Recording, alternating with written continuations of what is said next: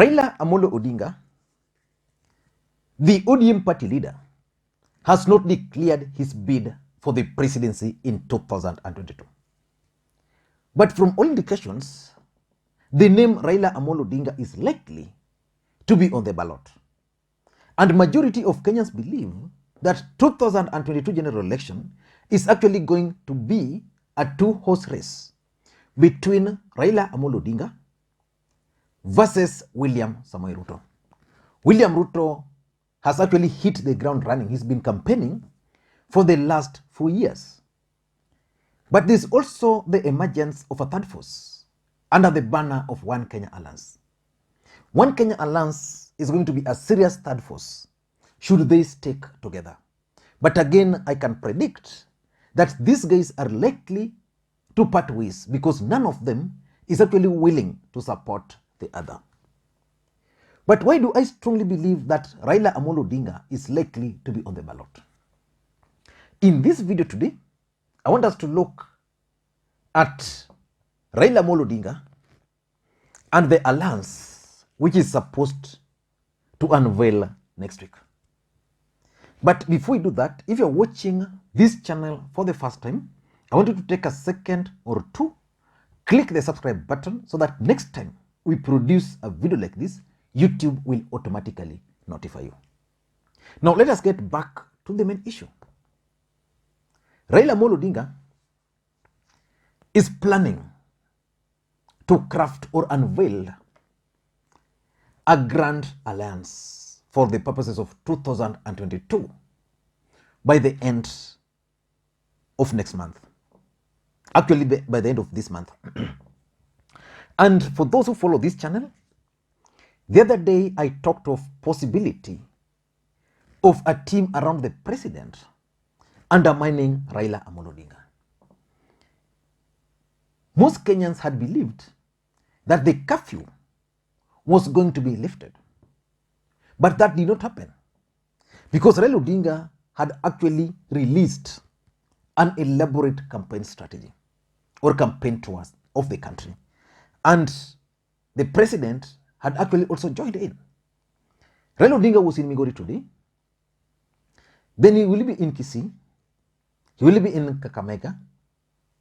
By the end of the week, Raila Odinga should be then in Mombasa. And then will be in some other places, including Mandera. Then after that, Raila Odinga is supposed to organize a major rally at Uhuru Park.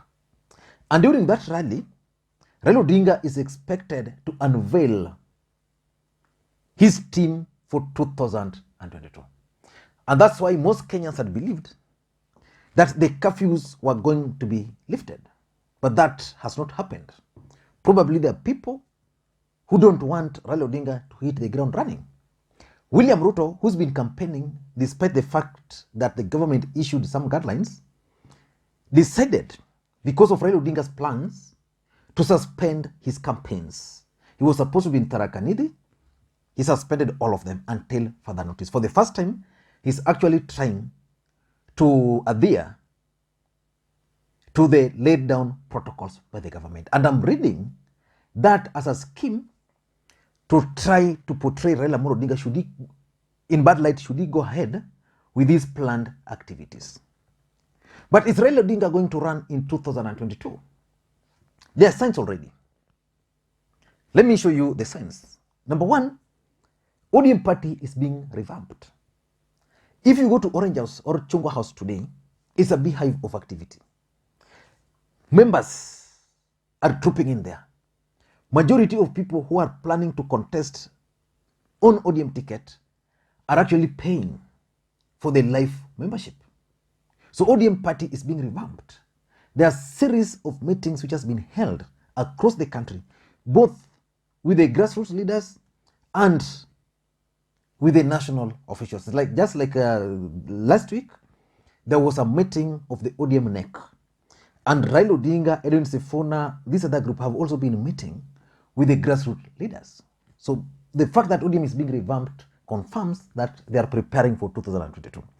Number two, the exit from NASA. Now, NASA was a burden for Raila Amolo Odinga. He has now exited it, which means Raila Odinga is now free to enter into any coalition agreement with any party without the burden of NASA. The third thing which shows you that Raila Odinga is shifting gears towards 2022 is his reduced talks on the Building Bridges Initiative process. He was in Migori today, not much. Raila Odinga was in this past week. I've not heard him talk much about BBI. At some point, BBI was one of the major agendas he was talking about throughout the country. Number 4, if you're keen, you should have realized that every Sunday, Raila Odinga's social media platforms are being used to issue his policy updates. There was that rural development, which caused a huge storm in this country. Then there was the Made in Kenya, which also caused a huge storm in this country. And then there was today, another Sunday, the Health Population for Resilient Nation. So Raila Odinga has been issuing policy documents to counter the Tanga. And lastly, to prove that he's likely to contest, Raila Odinga has increased his political activities in this country. For a very long time, Raila Odinga was unwell. He was under COVID. He reduced his activities across the country. But we are now seeing Raila Amolo Odinga holding meetings, going outside there. Why is he doing that? Probably he's planning to make a political stab at the presidency. But what is his plan?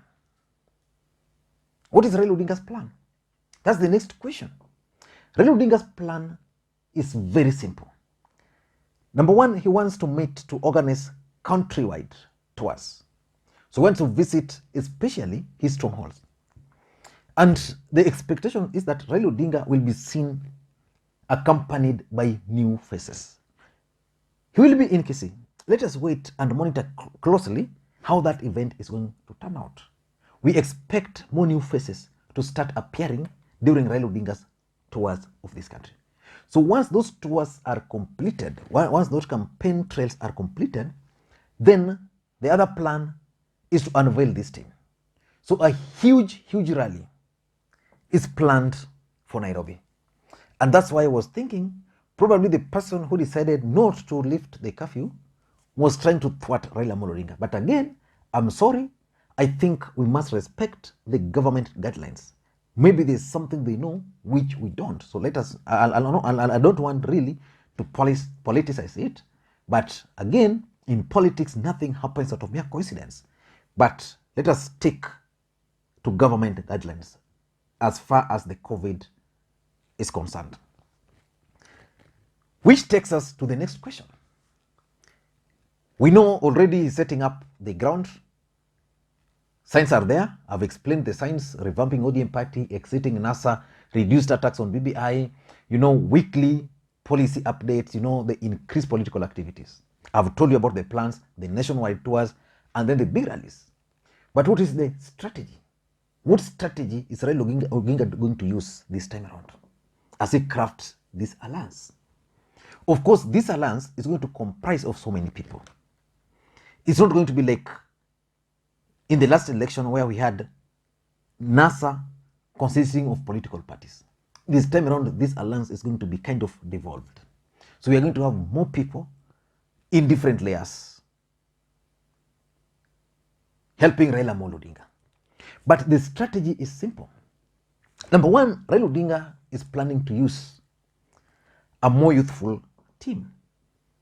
This is intended to appeal and attract the youthful voters in this country. For those who witnessed when Jaramogi Odinga was campaigning, I was a very young boy, little boy that time, probably still walking, very young guy, right? But I could see Jaramogi. Jaramogi Odinga was surrounded by young thugs, right? You had Gitobi Manyara, you had Kireitu Murungi, you had James Orengo, you had Raila Odinga. You can mention some of them. So Jaramogi was the figurehead there, but surrounded by young people.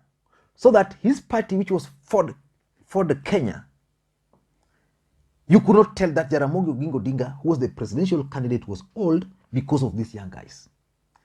Raila Odinga is likely to go that direction, where he will be Baba. Now this time around, he will be Baba somewhere here, surrounded by the children somewhere here, and then the grandchildren.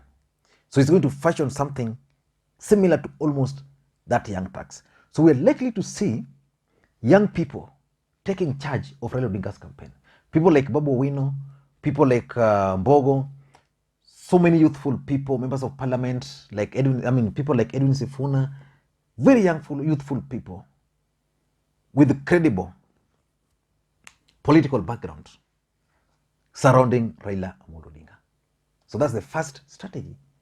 The second strategy is that he's going to accept to also work with the NASA core principles.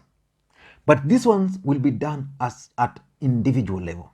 So that if he's dealing with Kalonzo Musyoka, it will be Kalonzo Musyoka, not as Wiper. If it will be with Musalia Mudavadi, but Musalia Mudavadi will have to be on the ballot. If it will be someone else, it will have to be like that. So Raila Odinga is looking at a situation where he doesn't. Again, if you listen to his speech today in Suna East, when he was hosted by Junet, he was very clear that NASA served its purpose. And now it is dead, but they are likely to still work again under a new formation. So it's actually giving room for NASA, because the fact is, if we were to go for a referendum, for a rerun, then Raila Odinga will have to appeal to even the supporters of these guys. So he is planning that. The third strategy, which is going to use, is to expand this alliance by bringing in new team. Raila Odinga was in central Kenya, Murang'a, the other day. He was accompanied by Alfred Mutua. Raila Odinga was in Migori today. He was accompanied by Wycliffe Oparanya. Then Raila Odinga will be in Kakamega.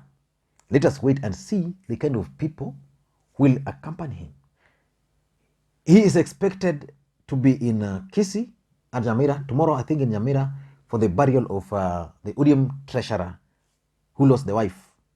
Timothy Bosire's wife will be buried. So Raila Odinga will be there. So the truth and the fact of the matter is that Raila Odinga is looking at bringing in new faces. And most of these new faces will bring in different kind of value addition. Like, for example, someone like Charity Ngilu can come on board. Someone like Mukisa Kitui coming on board with that international credibility. Someone like this young, maybe Peter Kenneth and Waiguru coming on board with different things which can add value to his campaign. And lastly, his strategy is Jubilee. Jubilee Party is also key for Raila Odinga's bid for the presidency. Jubilee formed the last government. As we speak, for Raila Odinga to penetrate the larger Mount Kenya region, he needs Jubilee. I know most people have argued, rightly so, that the handshake really affected Raila Odinga's politics because it took away some of the platforms he used to campaign on, like reform credentials. He can no longer talk of Jubilee failures. He can no longer, so many things he has been robbed of from this particular alliance. But Raila Odinga needs the support of President Uhuru Kenyatta. He needs the support of the deep state. He also needs the support of Jubilee, so that if Ruto is going to go with the 60%, he remains with 40%. If Ruto is going to go with 70%, he remains with 30%. And that's possible. So those are some of the strategies he's going to use. Let us wait and see how this super alliance is going to turn out. And for those who are watching this channel for the first time, I want you to take a second or two and click subscribe button so that next time we produce a video like this, YouTube will automatically notify you. And with the subscribers, I want to continue thanking you guys for your continued support. Just like I said, I'm actually headed to Siaya to take my sister, younger sister, to school. She's reporting in class 1. And I want to thank 2 people who communicated with me over that just to wish me her well. Gordon Kanayo, professor of mathematics, and Ongera, not Janet, someone from the USA. I want to thank you. But please don't forget to join the channel membership. Don't forget to share the videos. Thank you guys, and may you have a good day. Bye-bye.